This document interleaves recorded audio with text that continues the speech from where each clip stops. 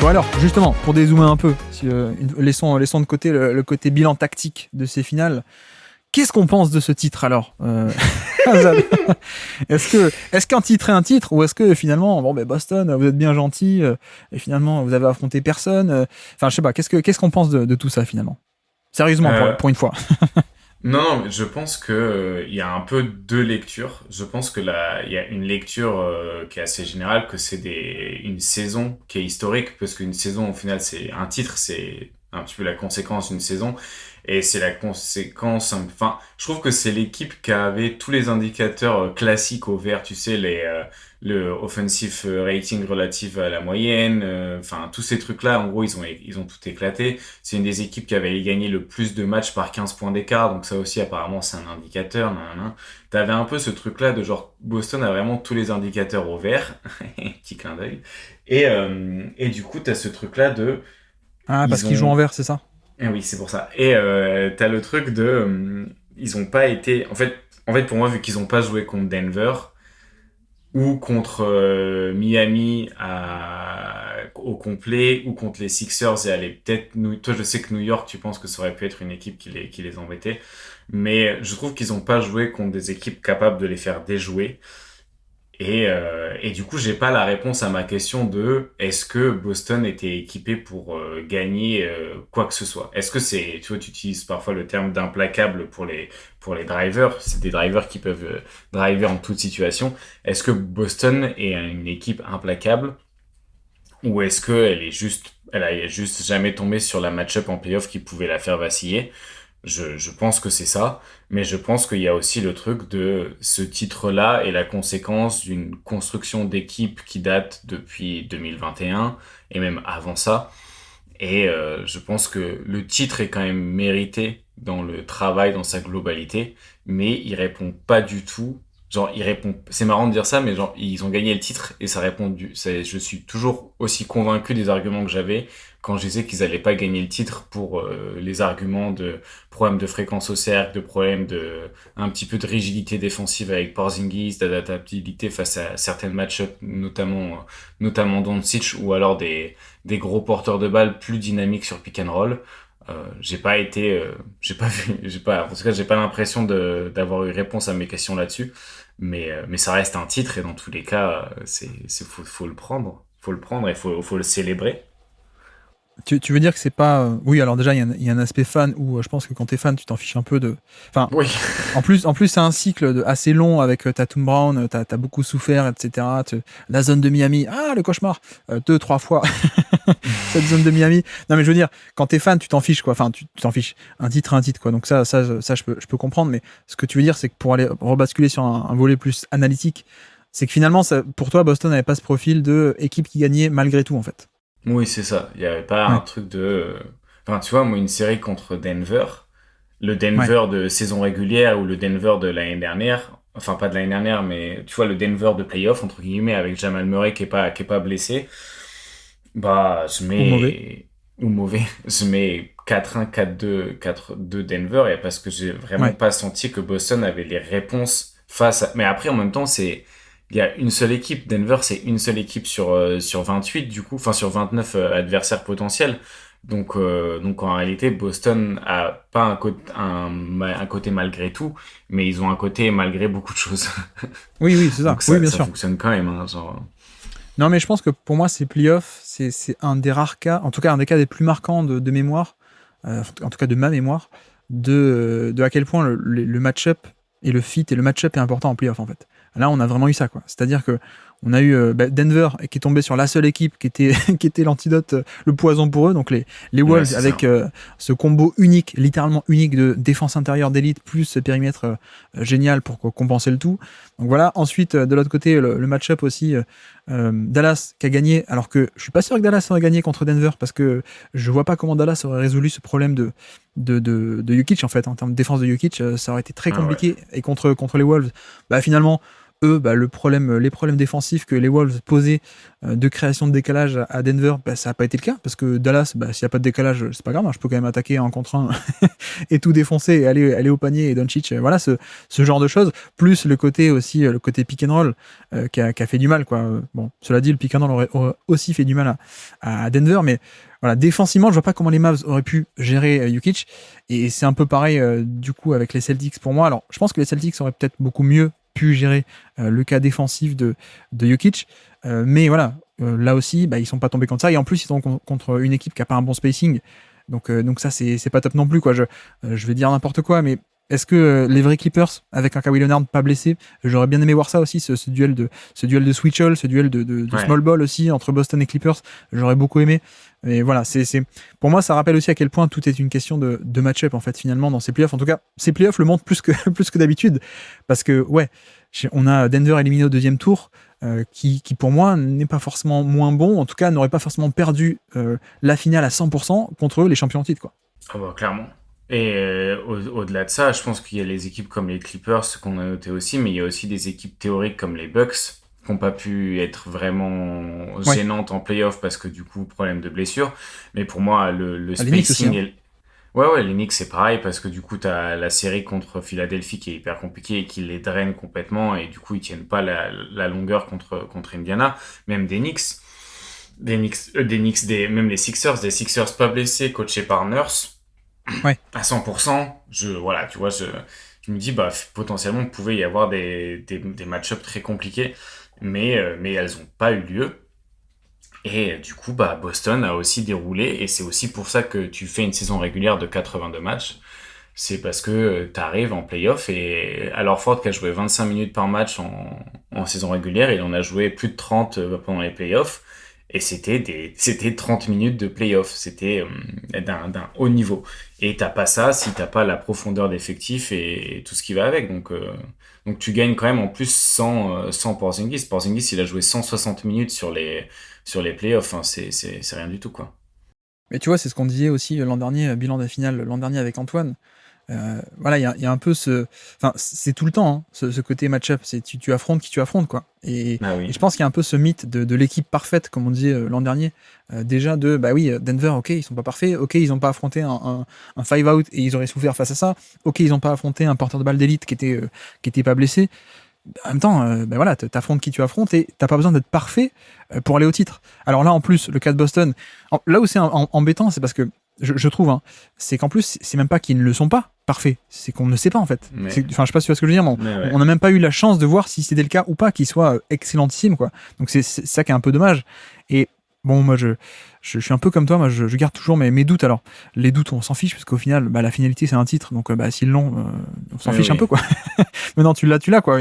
Mais c'est vrai que, globalement, je trouve que la saison régulière, de plus en plus, comment dire, je m'attarde de moins en moins sur tout ce qui est net rating de saison régulière, parce que c'est un peu particulier, et je pense que Boston avait aussi cette particularité de pourquoi est-ce qu'ils ont eu un différentiel attaque-défense aussi gros sur la saison. C'est parce qu'ils arrivent à mettre des énormes fessées à des petits, et en même temps, ça fait partie du jeu, hein, c'est pas non plus pour leur enlever du crédit, mais en tout cas, par rapport à leur net rating, j'étais un peu suspect. Il se trouve que j'étais peut-être dans le faux. Il se trouve aussi peut-être qu'ils n'ont pas été totalement testés, peut-être un peu des deux, peut-être que c'est juste moi qui étais vraiment dans le faux à me méfier. Mais voilà, j'avais pas cette impression de implacable, comme tu dis. Et c'est vrai qu'en playoff, on n'a pas eu ça non plus. Mais en même temps, tant pis, quoi. Enfin, tant pis pour les autres. Hein. C'est pas la faute de Boston. Et ce qui serait intéressant, c'est de voir du coup l'an prochain, et puis face à différents match-ups, etc. Okay. Et là encore, pardon, je me répète, mais c'est ce que j'avais dit l'an dernier avec Denver. Denver, ils ont eu le parcours qu'ils ont eu, peut-être un peu de réussite, un peu tel ou tel match-up qui est bien pour eux. Si ça se trouve l'année d'après, ils vont se faire éliminer au deuxième tour, et puis ça va être la catastrophe. Et c'est exactement ce qui s'est passé. Et d'un coup, c'est plus Denver, l'équipe imbattable, etc. C'est ils se font sortir au deuxième tour en s'effondrant en match 7. Mais tout ça pour dire qu'il y a cette importance des match-ups, il y a l'importance de l'aléatoire aussi. Je pense qu'on ne se rend pas compte à quel point, enfin si toi oui, parce que tu as vécu Miami-Boston l'an dernier, mais il y a ce facteur aléatoire qui est aussi énorme sur des échantillons aussi courts. Donc en fait, c'est très compliqué, et c'est aussi pour ça que je trouve qu'il ne faut pas juger que par rapport au résultat final. Tu vois, parce que là, du coup, si tu additionnes un peu les deux, tu dis énorme saison régulière, plus énorme playoff, il n'y a pas à dire, c'est une des meilleures équipes de l'histoire. Peut-être. moi, je serais pas prêt à le dire parce que je les ai pas vus tester complètement pour pouvoir l'affirmer, en fait. C'est ça le problème. Et le problème que j'ai avec ce genre de lecture un peu par le résultat et ne pas étudier le contenu et complètement parler du contenu et donc avoir une analyse que je trouve plus pertinente, c'est que tu vois, on s'en retrouve après à des situations comme les Kings. Les Kings, il y a beaucoup de gens qui cette année sont très déçus. La prolongation de contrat à Mike Brown, elle traînait un peu. On a eu des rumeurs de ah ouais, finalement, les propriétaires sont très déçus de cette saison, alors que l'an dernier ils étaient troisième et là finalement ils sont.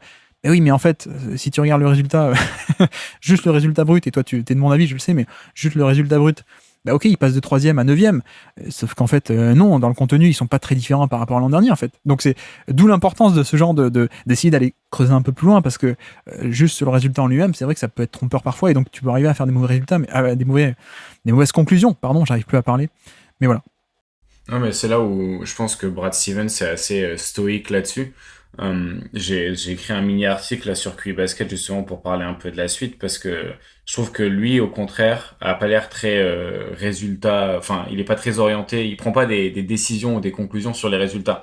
Ouais. Quand tu vois il l'interview après le match, il dit bah moi je suis content pour Jaylen Brown et Jason Tatum parce que ils ont la validation d'un titre, mais il dit moi je trouve que la validation elle sert à rien, elle est débile, et il dit je pense pas que c'est plus des winners aujourd'hui que ça l'était il y a une semaine, et il Ouais. dit en réalité genre ça a bien validé un truc qui a pas forcément besoin d'être validé, et un autre truc c'est que il y a Jrue Holiday qui lui dit merci de m'avoir ramené à Boston, et Brad Stevens qui lui dit long hold ahead. Donc en gros concrètement genre demain on retourne bosser et genre c'est pas fini, et je pense que Brad Stevens est clairement conscient des défauts de l'équipe parce que même en interview il avait fait une interview je crois avec Jared Weiss entre les playoffs et la saison régulière, et il disait bah moi en fait l'équipe elle a gagné 64 matchs, mais si on me demande si est-ce que c'est ce que j'attendais, il dit j'en sais rien, en fait moi je regroupe je regroupe tel et tel joueur avec tel et tel coaching staff, j'ai certaines espérances, mais 64 victoires ça arrive très rarement, un titre, ça arrive très rarement. Donc en fait, tu fais du mieux que tu peux avec les armes que tu as de manière un petit peu de construction d'équipe. Et ensuite, tu pries pour que ça marche. Et là, pour le coup, bah, Boston, ça a marché parce que t'as plein d'axes qui se mettent un petit peu en place pour t'arranger. T'as les blessures. T'as Porzingis qui s'est pas blessé de la saison régulière et du coup, t'as un Al Horford qui arrive en forme. T'as Denver qui se fait éliminer par Minnesota, puis Minnesota qui se fait éliminer par Dallas. Enfin, au bout d'un moment, tu peux pas tout prévoir non plus. Et je pense que Boston est champion parce qu'ils ont mis peut-être de toutes les équipes NBA, c'est pas la plus parfaite, mais c'est celle qui a le plus réussi à se créer de la marge de manœuvre. Et en fait, Oui. c'est peut-être plus ça, la vérité, c'est que c'est pas la meilleure équipe, mais c'est celle qui avait le plus de marge de manière un petit peu générale, et c'est ce que tu vois dans les indicateurs de saison régulière d'ailleurs, donc je pense que c'est plutôt ça la réalité du titre, que c'est la meilleure équipe. Oui, en même temps, il y a un peu ce côté, comme dit, où ben, en fait, c'est pas qu'ils pouvaient pas battre une équipe d'élite, c'est juste qu'ils l'ont pas fait. Et tu vois, il y a ce truc aussi de. On peut à la fois et en même temps, pardon, en même temps, être déçu en tant que spectateur qui n'a pas eu plus d'adversité, et de l'autre côté, bah, c'est pas pour ça qu'il y a moins de crédit enfin, il y a du crédit à retirer à Boston, quoi. Je pense que les deux peuvent coexister. C'est pas parce que ah bah tiens, tout le monde a été blessé que du coup le titre vaut rien, quoi. On peut juste être déçu en tant que spectateur, mais de l'autre côté, quand on reprend une casquette un peu plus analytique, bon ben voilà, c'est comme ça. Et puis même il y a pas de crédit à enlever à Boston s'il y a des mecs qui ont été Non, blessés, quoi. Donc donc non. voilà. Et puis, et de l'autre côté aussi, ça marche dans les deux sens, en fait. J'ai pas envie de les couronner comme s'ils avaient battu les Warriors 2016, quoi, tu vois. Enfin, peut-être qu'ils étaient capables, mais, mais juste que tant qu'ils l'ont pas fait, je leur donne pas le crédit. C'est un peu, enfin, ça marche un peu dans les deux sens. Et pour ce côté résultat, je pense que, pour le résumer, je pense que tu n'as pas aujourd'hui un meilleur avis de Tatum parce qu'il a gagné un titre. Et je pense que tu n'avais pas un avis catastrophique de Tatum parce que l'an dernier, il a perdu en finale de conférence. Je me trompe ou pas? Non, bah, clairement. Et puis même Bah voilà. même en finale 2022, au contraire, moi je les avais trouvées bonnes ces finales 2022. C'est là où tu commences à voir qu'il peut être impactant sur un match sans être bon au scoring et même en étant très mauvais au scoring. Et au contraire, non, l'avis des joueurs change pas. Moi, ce qui est peut-être le truc qui a changé pendant les playoffs, c'est l'approche de Jrue Holiday et la compréhension du joueur qu'il aurait pu être tout au long de sa carrière s'il avait été mieux utilisé. Ouais. Et parce que du coup, je pense que j'avais une mauvaise vision du joueur pas à cause du joueur, mais à cause de son utilisation. Et du coup, Non, mais c'est plus ça. t'avais la bonne vision du joueur qui était mal utilisée. T'avais pas une mauvaise vision, t'avais une bonne vision sur un mec qui était mal utilisé. Non, mais c'est ça, quoi. C'est Ouais. pas pareil. C'est pas pareil. Non, mais tu vois, c'est pour ça que on tient très peu compte de ce diktat du résultat, parce que voilà, c'est pas parce que Tatum il gagne le titre que d'un coup, dans le top 100 de l'été, il va passer de 8e à 2e, quoi. Enfin, en tout cas, pas chez moi, quoi. Je mets pas ce genre de. Et je sais que beaucoup de gens le font et ils ont le droit, mais je mets pas autant de valeur sur juste le côté résultat et sur. Après, il y a aussi un autre aspect de tirer des grandes leçons aussi attention. Enfin bref. Non, alors d'ailleurs, parmi les grandes leçons, Mazzulla on en a déjà un peu parlé, mais l'importance aussi de rappeler que les coachs peuvent progresser. Parce que c'est vrai comme on a rappelé. Surtout à 36 ans. Voilà, exactement. Surtout à 35 ans, en effet. Mais non, mais en plus, on avait fait un peu le même constat avec Mike Malone. Hein. Moi, Mike Malone, que j'ai jamais beaucoup aimé. Et pourtant, l'an dernier, voilà, il appuie sur tous les bons boutons, il fait les bons ajustements au bon moment, sans s'entraîner. Déjà, l'an dernier, on faisait ce truc de, en fait, les coachs peuvent progresser. Mazzulla, c'est un exemple même encore plus extrême, je pense, de ça, où il y a tout le monde qui réclamait sa tête parce que l'an dernier, c'était pas top. En plus, je pense que c'est pas que le fait que les résultats étaient pas là l'an dernier, c'est aussi le fait, comment est-ce qu'il est arrivé au pouvoir, entre guillemets, au pouvoir. C'est pas tant il avait été choisi par le front office sur une situation sereine, etc. Il y avait peut-être aussi un effet de, intérim un peu, on peut pas faire autrement parce qu'il y a l'affaire qui éclate en septembre. Ça va être lui, quoi. Donc, je pense que ça a peut-être aussi, ça, participé à aggraver ce côté. Il faut le changer, quoi. C'est juste un mec qui est pas prêt et qui a été mis là sur le devant de la scène. Je sais pas si tu vois ce que je veux dire, mais si le mec avait été embauché en bonne et due forme, en juillet, comme tous les autres coachs et tout, peut-être qu'on aurait été un peu plus patient. Là, je pense qu'il y avait aussi un côté, peut-être, de dire, non, c'est juste qu'il a été mis là pour cette année, mais allez, il faut passer à autre chose, quoi. Ouais, puis il y a le truc aussi que l'année dernière, vu qu'il il a pas été recruté en juillet comme bonnet du forme, comme je disais tout à l'heure, il avait pas un coaching staff que lui avait choisi. Donc Ouais. en plus d'être choisi au dernier moment, lui, il a presque pas choisi d'être là non plus, en fait. En tout Ouais. cas, il est pas dans les dispositions qu'il veut. L'année dernière, et c'est l'année d'avant qu'il coach, c'est même pas un des assistants coach primaires, donc c'est-à-dire que il a pas du tout, il sait pas du tout, il y a un espèce d'accélérateur de particules qui est mis en place et il est choisi lui, alors que c'était pas forcément, tu vois, tout le monde s'attendait à que ce soit Damon Stoudemire qui soit pris en remplacement d'Ime Udoka et Brad C'est pour ça qu'il est parti, d'ailleurs, non? je pense, puis en plus il est parti en milieu de saison. Ouais, C'est ouais, très pour ça. bizarre quand même, tu vois. Genre, Ouais. enfin bon, bref. De ce qu'avait dit Jared Weiss, un petit peu, il y avait un peu un truc bizarre autour du coaching staff l'année dernière parce que c'était vraiment les gars d'Ime que Ime avait ramené de Portland, des Spurs, etc. Et il y avait vraiment un truc de, il sait pas Joe il y avait un peu ce truc-là de eux avaient pas forcément envie d'être dans le coaching staff de Joe Mazzulla. Et je pense que cette année, au contraire, ça c'est beaucoup mieux, ça a goupillé. Et puis voilà, puis même en termes là pour le coup, en termes de leadership, même si c'est des mots qu'on essaie d'utiliser le moins possible, t'as quand même une certaine rayonnance qui se ressent à travers les joueurs à son sujet. Et même au terme du coaching staff et même dans les médias, je pense que l'année dernière, il n'y avait pas du tout ce truc-là où il était pas en place même émotionnellement. Et là, tu sens que même la gestion des matchs est beaucoup mieux gérée que celle de l'année dernière qui était c'était un peu plus le foutoir. Donc clairement, il a progressé sur tous les aspects et même dans sa communication qui moi me fait beaucoup rire. Mais du coup, voilà. Non, très content pour lui et très content d'avoir changé d'avis.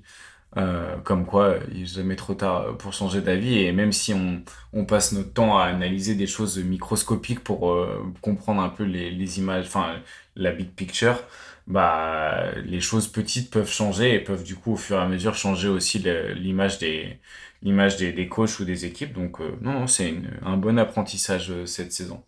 Oui, et puis donc rappeler que un coach n'est pas une valeur fixe. Hein. C'est comme les joueurs, hein, finalement. Tu peux faire des bonnes saisons, des mauvaises saisons. D'ailleurs, Brad Stevens, meilleur coach de NBA, sa saison 2019, elle est nulle. Hein. Elle est pas très bonne. Donc voilà, mais on n'a pas toujours cette notion, tu sais, on pense que c'est à peu près fixe. On n'a pas ce truc de, ça peut bouger, ça peut progresser, ça peut régresser aussi parfois. Ça peut plutôt être bon, plutôt être pas bon.